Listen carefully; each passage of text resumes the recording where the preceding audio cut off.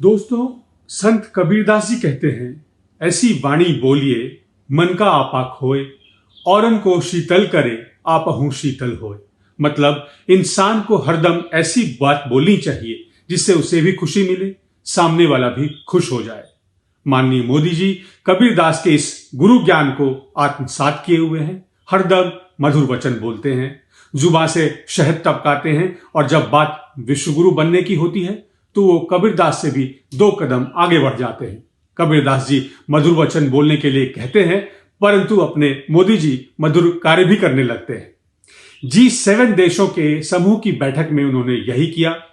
वहां मोदी जी ने स्वतंत्रता, समानता और विचारों के खुले आदान प्रदान का नारा बुलंद करते हुए क्या तगड़ा भाषण दिया। उन्होंने उस ओपन सोसाइटी स्टेटमेंट पर भी दस्तखत कर दिया जिसमें लिखा हुआ है, राजनीति से प्रेरित इंटरनेट शटडाउन लोकतंत्र और आजादी के लिए खतरा है। कायदे से मोदी जी की इस पहल का स्वागत होना चाहिए।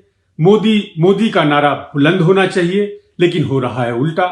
लोग बाग मोदी जी के मुंह में राम, बगल में छुरी का राग अलाप रहे हैं। कह रहे हैं कि मोदी जी जो कहते हैं वो करते नहीं और जो करते हैं वो कभी कहते नहीं।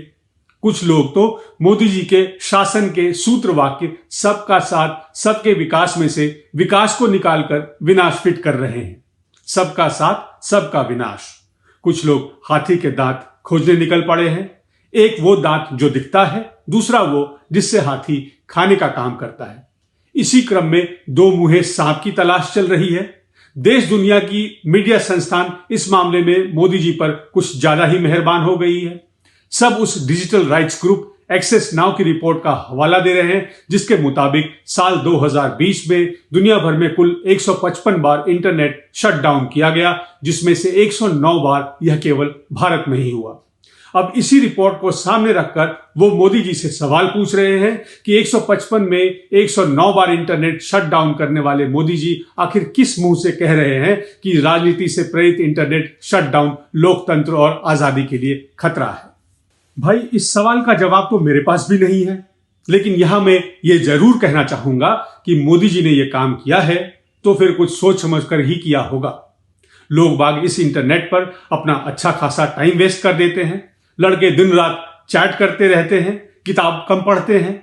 कोई सवाल पूछे तो तुरंत गूगल बाबा की शरण में पहुंच जाते हैं। शायद यही सब रोकने के लिए मोदी जी ने इंटरनेट शटडाउन की स्पीड बढ़ाई होगी।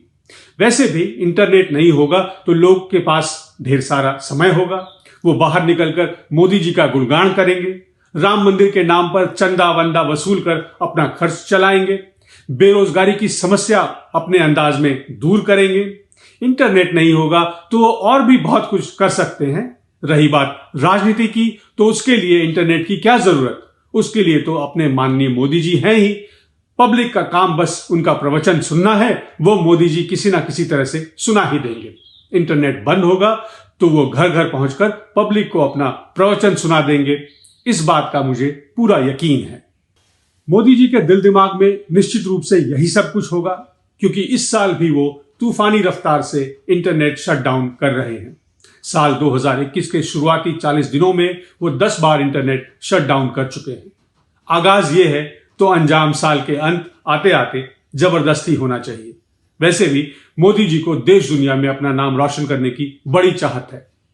रुकिए, देश दुनिया से एक और बात याद आई। कांग्रेस के वरिष्ठ नेता आनंद शर्मा जी की बात। मोदी जी के इंटरनेट शटडाउन के शौक को देखते हुए उन्होंने कहा था, मौजूदा सरकार के कार्यकाल में दुनिया में भारत की छवि internet shutdown capital of the world की बन गई है। अब आप ही बताइए, इसमें क्या गलत है? कैपिटल ऑफ द वर्ल्ड मतलब दुनिया की राजधानी।